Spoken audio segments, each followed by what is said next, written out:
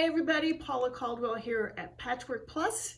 Welcome to Ruler of the Month Club by Handi Quilter, and this is club number 6. Today we're going to be playing with the triangle.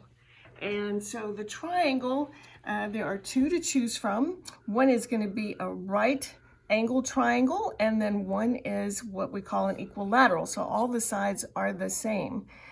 For those that have been following me for a little bit, you know that I like to draw things out, and something new that I'm doing is on my sketch pad, when I get a new ruler, I go ahead and sketch it out. And remember, when you sketch it out, to use your tracing tool to get that exact size.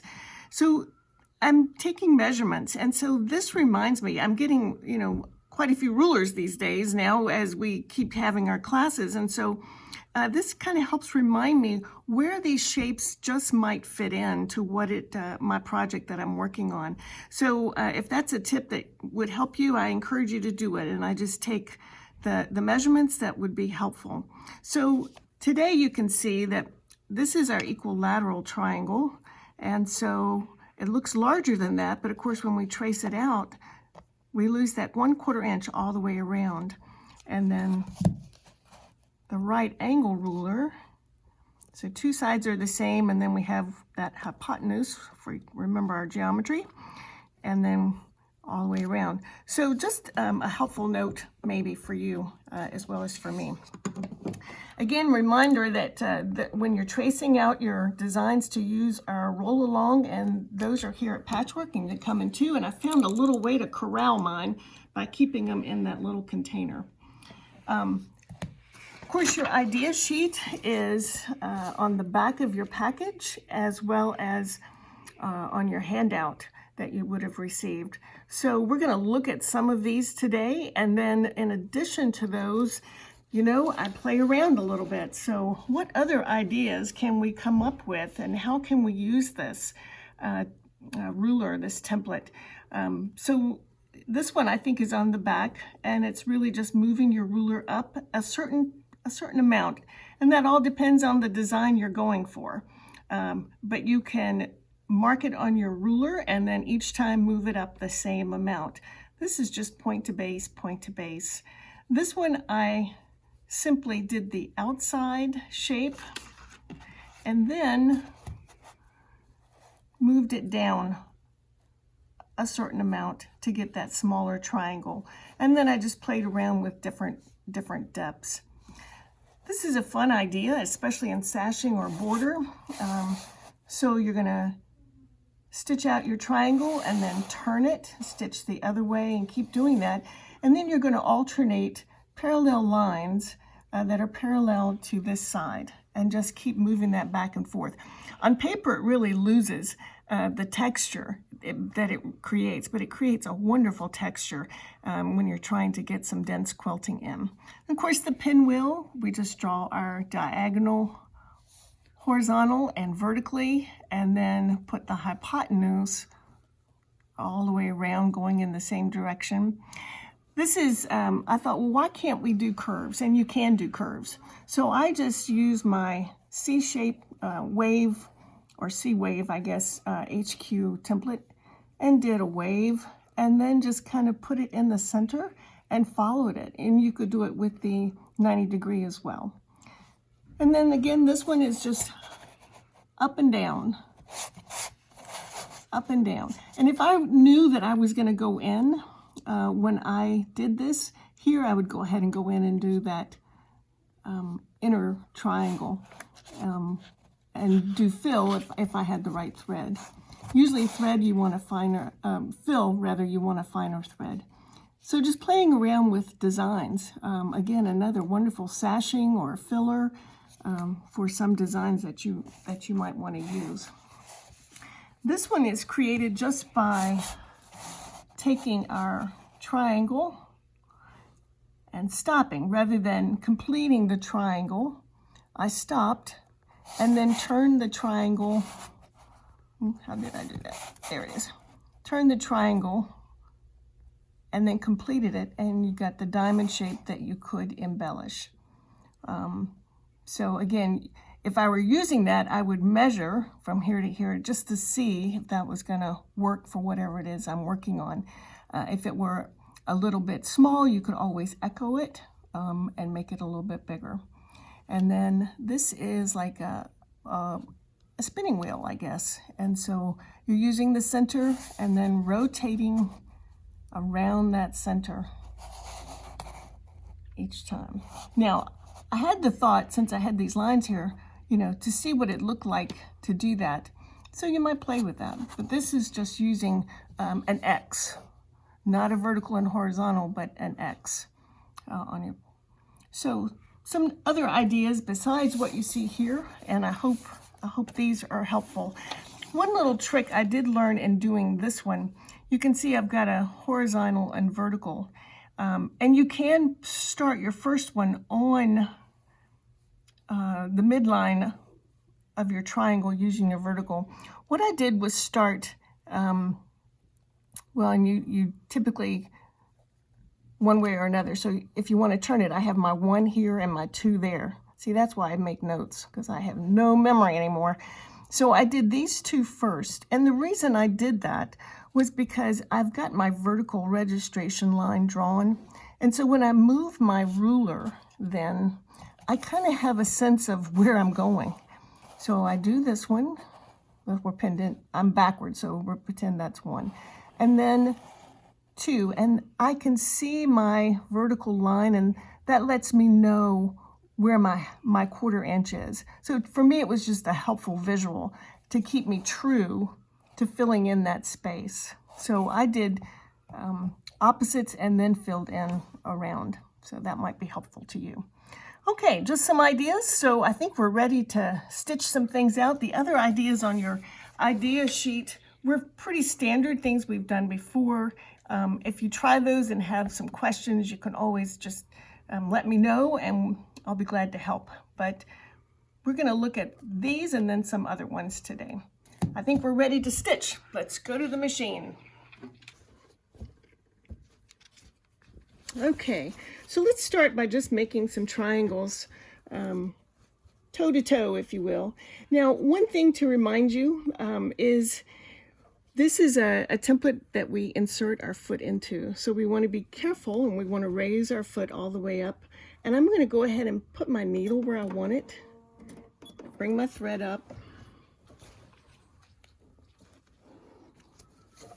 And do my stitches to hold in place. And see, my ruler is nowhere near my foot. So then I'm going to slide my foot up to the ruler so that we're safe. And then I'm just going to go back,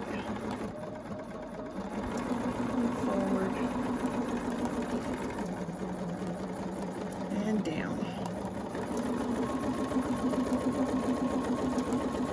I used the wrong triangle, I just realized. That's okay, we'll mix it up. Now, what it does mean is that you're going to backtrack, so you're going to leave that ruler in place. Don't move your ruler so that you can slide it up. And get those threads out of the way. So leave your ruler in place once you've done that. All right. So let's see if we can stitch it out and eliminate that backtracking, because that oftentimes is a hurdle. Okay, so this time. All right, I'm going to do my first triangle completely, all the way around. And you notice I started at the point at the top. Okay, now this time when I scoot it, thread out of the way, and you can go whichever way you're comfortable, downside, top side. We're going to do half. So I'm going to do the bottom half and then go up.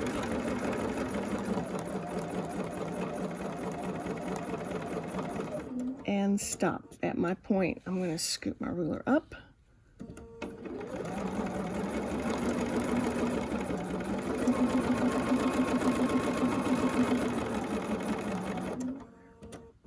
So you could do that your whole length of your sashing, or maybe it's a border.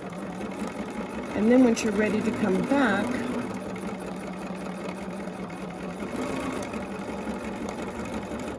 then you would stitch out the top half. And I'm just lining up the midline of the triangle with my registration line.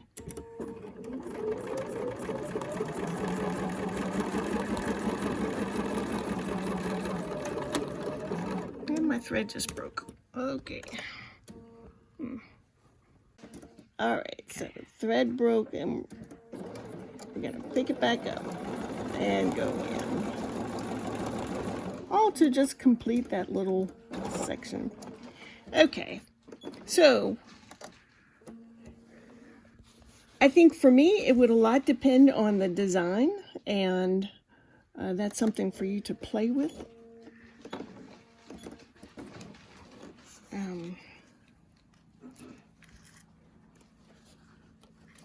But starting here and going back, or doing half and then coming back and doing the top half, it does eliminate this backtracking. So you might play around with that. You could even alternate if you'd like, you know, going one way and then the other. And I'll bet we could get some interesting designs. I was just noticing as that goes in, we could actually tuck another triangle in there, but that's another day. Okay, so over here is where we had that six-sided hexagon. So I've done my vertical registration line and my horizontal. Now this happens to be printed fabric on a grid. That's not entirely true, but on my fabric, if I was working on a project, then I would lightly chalk in that horizontal and vertical, so that I have a reference of where I am. So I'm going to come down here, and again, I'm keeping my ruler away from my foot just right now till I get my needle up and down. Get in position. Do my tacking stitches. Okay, and then I've done my bottom and my top, and because I have this registration line over here, I can see, and I'm going to turn my fabric so that I can readily see what I'm doing. I'm going to get off that opening. And so what I'm looking at is a 1/4 inch here, which I know because it's up against my foot, and then a 1/4 inch here,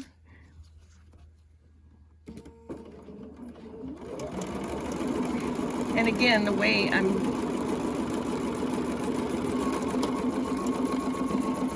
doing this is going to have a backtrack, but again, we could play with ways that you could get around that. And then, oops, got a hold of my cord back there. And again, looking 1/4 inch.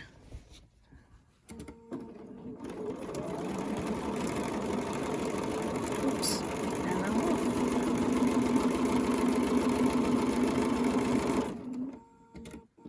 Okay, so that's what we call fudge.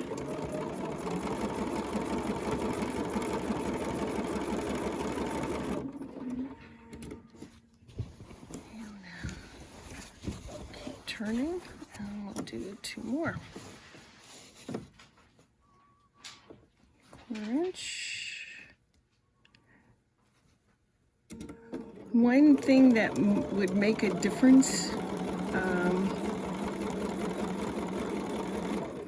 I've got a little resistance with the fabric with this, because it's a larger sandwich than what I'm usually used to. Would be to put your super glide underneath, and the fabric would just really sail right along.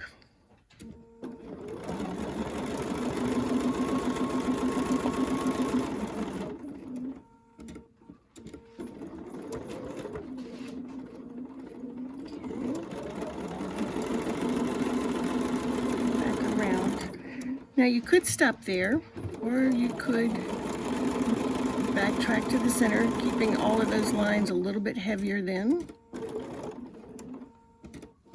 And then what I would consider doing is gently raising my needle and my foot, pulling my ruler out. And then you could go in and do some fill. And just whatever comes to mind.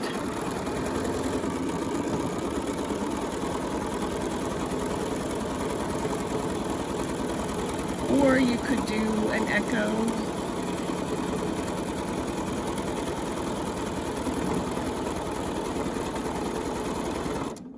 Get these threads out of the way. And this is a continuous curve, so once you start, the nice thing is you just keep going. And because I've done those little twirls, I'm not going to go up high, but you could.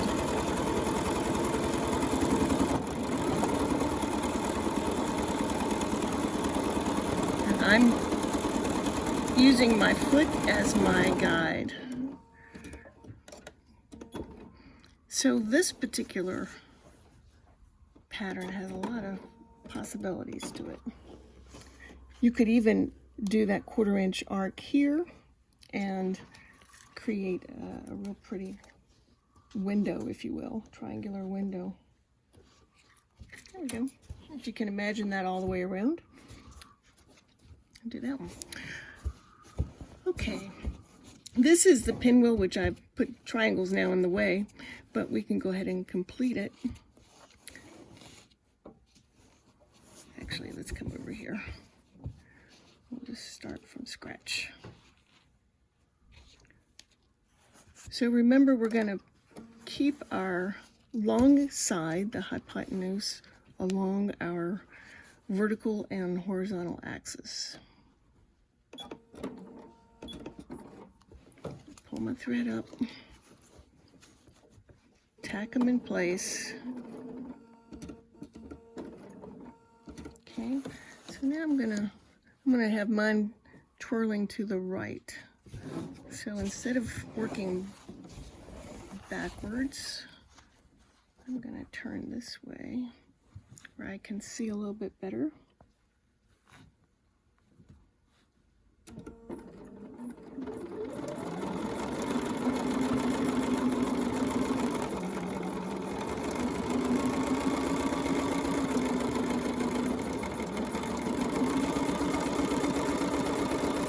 And just keeping gentle but firm pressure of the ruler against the template, against the foot rather. And then this time when I'm turning, now I'm looking to see that everything's parallel.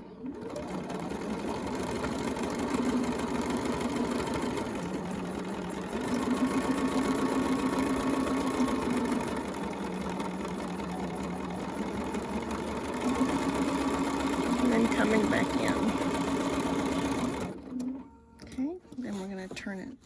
So you're just turning it. Decide which way you're going to go, clockwise or counterclockwise, and then just keep turning.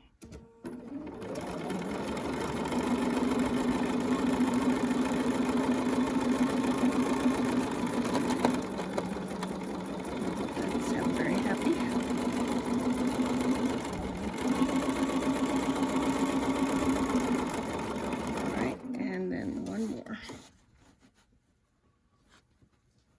And again, I'm just lining up these edges, going out, and then up. To get a nice point,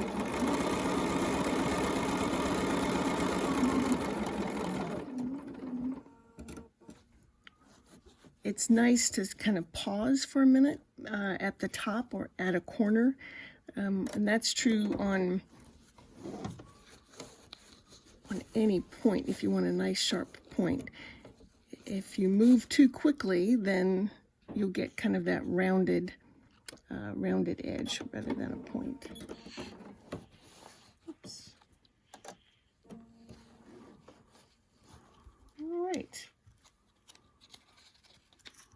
So there's your pinwheel. Again, you could come back in and echo that around. You could, this has, if you wanted to do that, you wouldn't have to put this triangle back on and try to figure all that out. With this here, you're going to get your 1/4 inch. So by that I mean you've got that nice straight edge on the side. I mean, I don't mind reaching for rulers, but now what I just did, I just realized it's going to create, let's do that, that might be fun. So if I put my needle in the center and then put my ruler to this edge, it's going to give me 1/4 inch at the bottom. And I'm going to stop a second and move this up, because now this registration line is even with that, and so I will know for sure with my foot and with the ruler that I am 1/4 inch away, and I'm going to stop. I'm going to turn my ruler. Stop.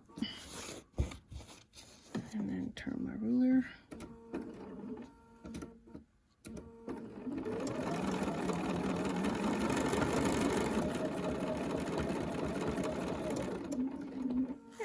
So you could do something like that all the way around just by using this side. I think sometimes we forget we have these, but they're really handy, and then you don't have to reach for your straight edge or something like that on a small project. So use those outside edges as well, and the registration lines go all the way to the edge, so they're really good that way. All right, let's see.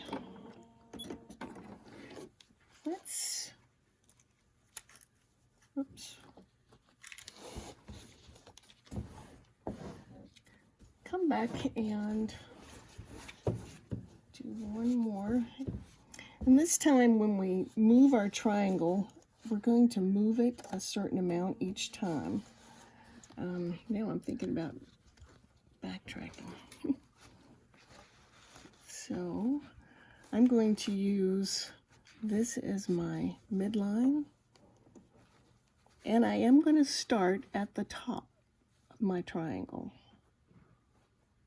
So needle down, needle up. And secure those stitches.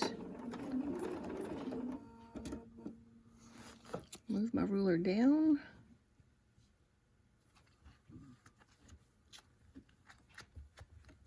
Okay.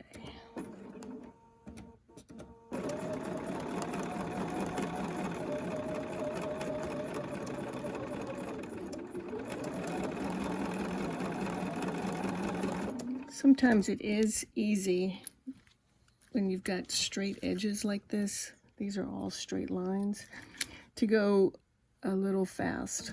But I'm talking to myself as well as to anybody else listening. But if I keep a slower, steady pace, then my stitches are nicer and even more even. Okay, so now I'm going to come up a little bit. Oh, I did that backwards. Go down a little bit. And I can see which line I'm going on. And so this is just a matter of finding how deep you want the triangles to overlap. And so I'm using the 1/2 inch mark from the edge of my foot. So that's going to actually put it 3/4 of an inch from the base of my triangle.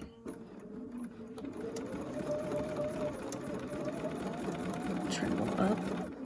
And you know what I did? I forgot to... So let's go back.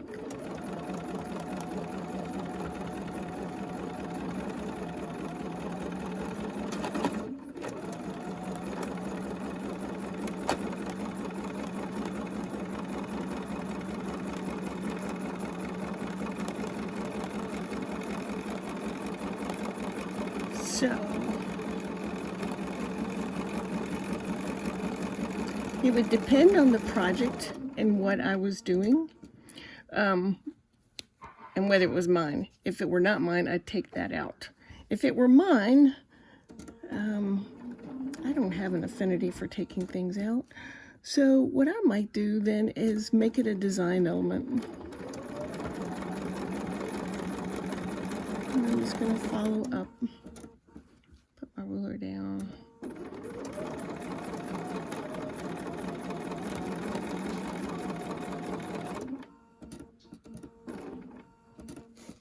And then come back up. And this time I'll pay attention to where I am.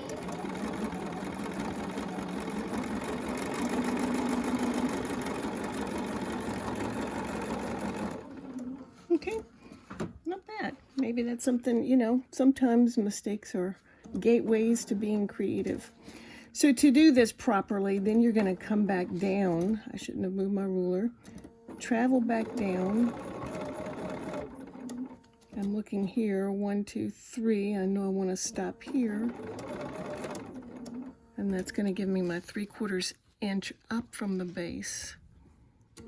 And this time,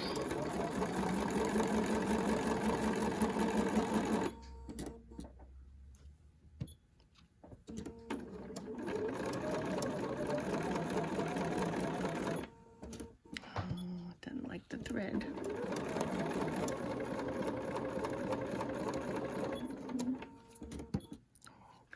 All right, we're going to finish this one and then we'll...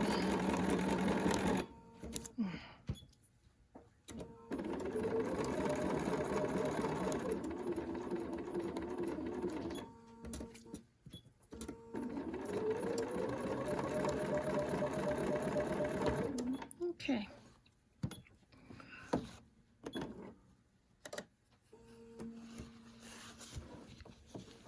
So you could just keep moving on up, and that would give you an overlapping triangle.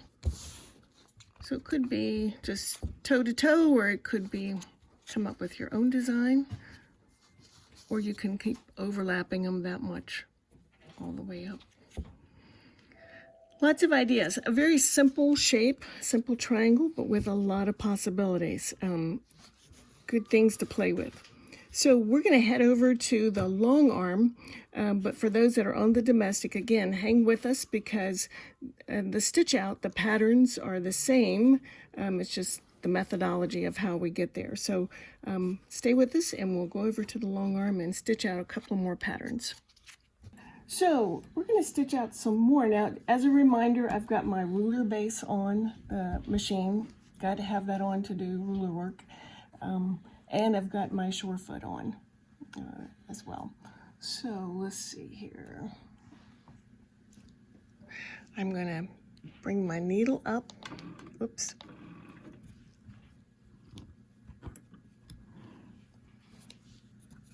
And let's back up a second. I just came from the domestic, so now I gotta get my mind. So when we're putting these types of templates on our machine, on our long arm, we've got to remember our needle needs to be up, and then it slides over the foot. So then I'm going to come down here, needle up, needle down, and pull that thread up.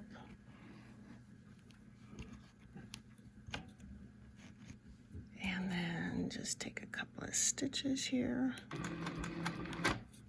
Okay, we're going to make a series of connecting triangles, turning our template up and then down. So up,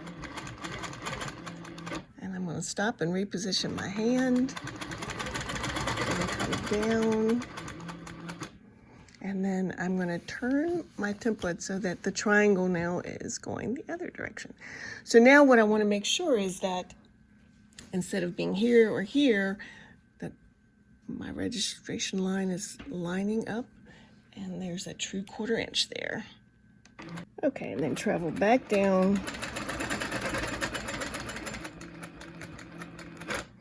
And then do one more time back up. All right.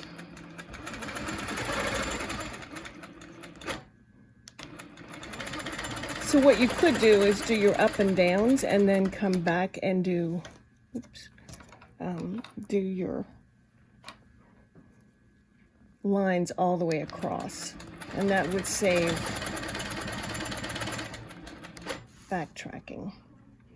So again, I'm just making sure I'm lining up, staying true. Oops, and I'm not true here.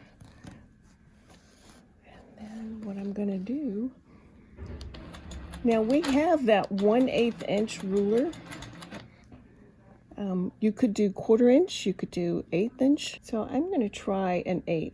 So this means I'm going to eyeball an 1/8 of an inch between the edge of my ruler and that first line.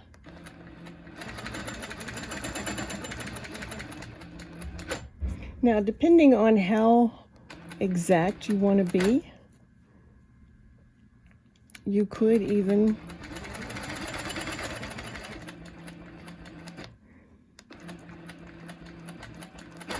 you can tell this is not fast work.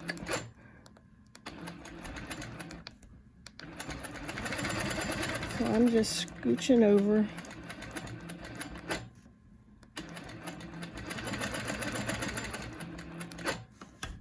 Another option, raise my needle, take it away, and do fill.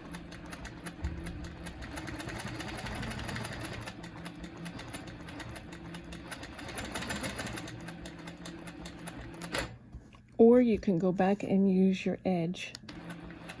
Somehow it's just a little bit, the ability to visualize is a little bit better with that ruler not out. And I'm going to pull this just a hair tighter. I think we've got a lot of movement.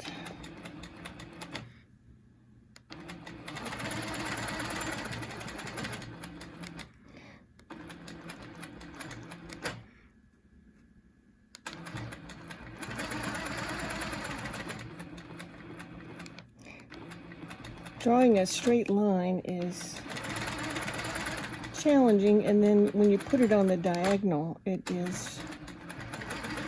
So having that straight edge just to kind of help guide you. So I'm in cruise, and I'm just kind of sliding it along.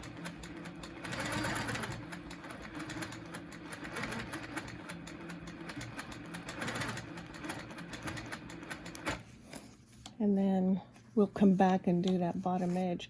So now go back up this way.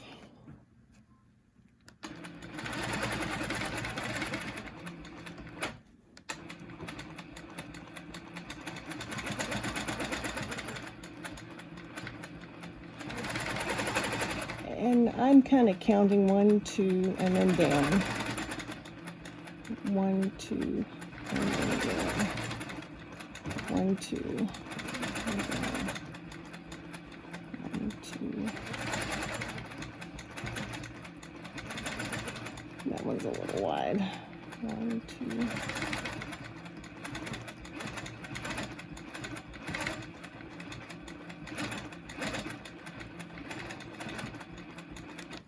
And back down.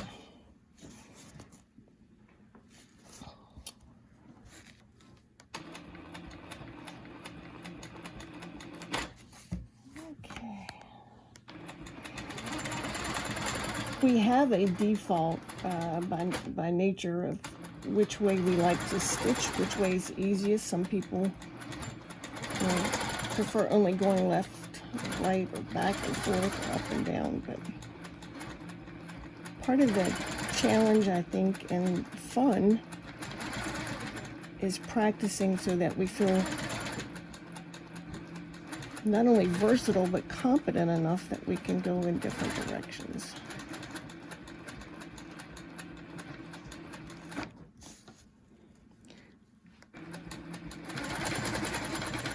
And ordinarily,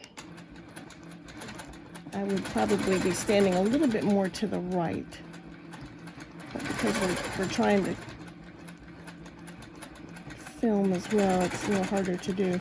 But that way I could see exactly where that ruler is falling in relationship to the previously stitched line.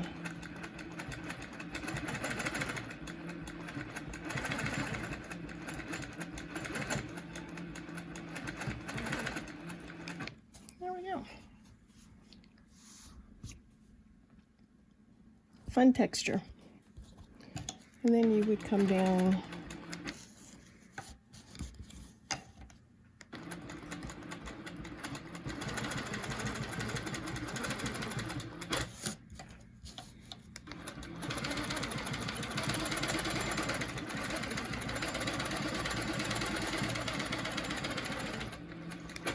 and finish. Kind of a fun texture. Gives a lot of really good texture, yeah. And especially if you have a batting underneath that's got a little bit more loft to it, it's really going to be nice.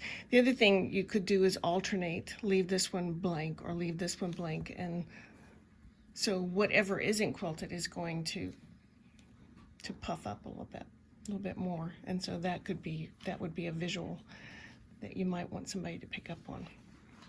Okay, another fun thing that we did, and I'm just going to draw, you could use your wave ruler. Remember, we had wiggle wave, and then there were a couple of other curved rulers, but you could just draw a gentle curve, you know. And I'm just going to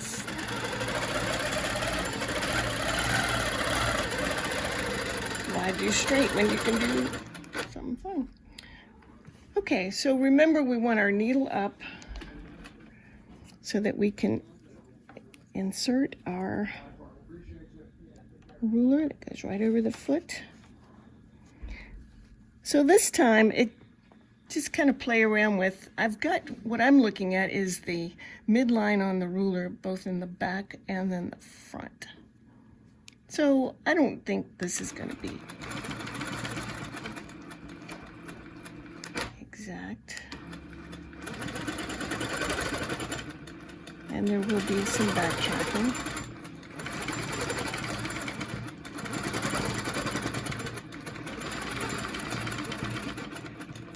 Okay, I'm going to move that up, and again, I'm just looking at where this is hitting that line I just drew to get that curve a little bit. Now, one way to diminish, I've got to move my fingers, to diminish that look of heavy thread on one side is to alternate sides that you're backtracking on. So I'm going to put the midline there, and then, so I'm not looking out here, I'm just looking right where on the inside of that template where it's hitting that line.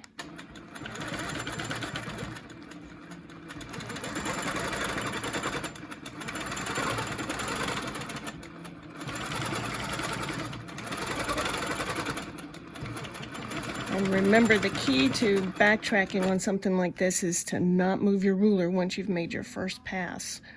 Leave your ruler in place. So I'm looking right there and right there.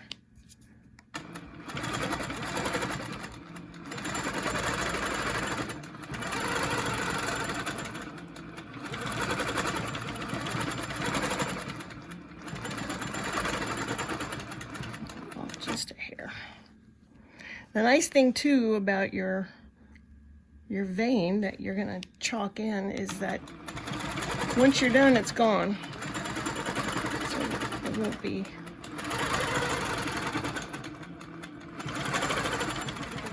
visible whether you've missed it a little bit or not. It's fine. I've got a quilt on my frame right now. I might just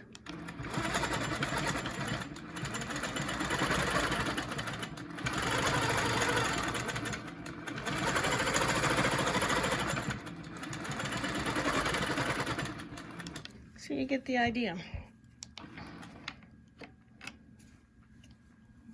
go up and then it would curve on out.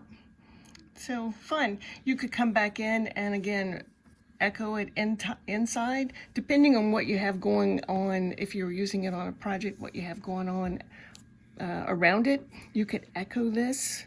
That would be a nice look as well. So I'm just going to move my thread over. Remember, we're going to come out here and then there and there.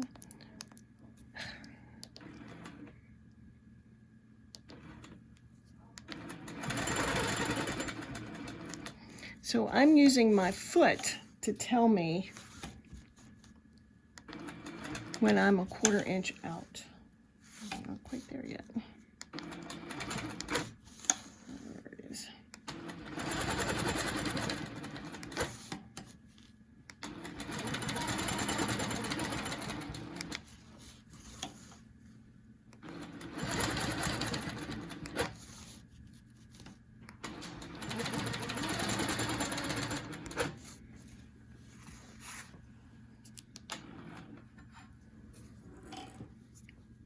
Could do that all the way around.